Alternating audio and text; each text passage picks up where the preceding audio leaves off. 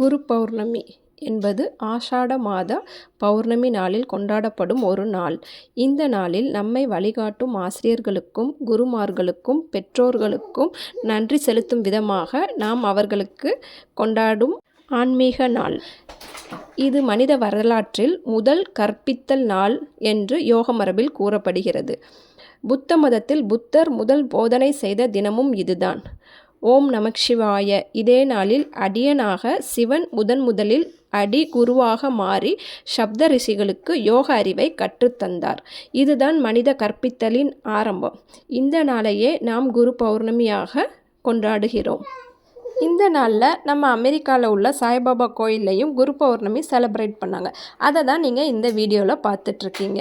So இந்த குரு பௌர்ணமிக்கு உங்கள் குரு, டீச்சர் இல்லை உங்களோட வெல்விஷர் யாராவது உங்களுக்கு வழிகாட்டினா உங்களுக்கு நன்றி சொல்லணும்னா கண்டிப்பாக மறக்காமல் நன்றி சொல்லிடுங்க.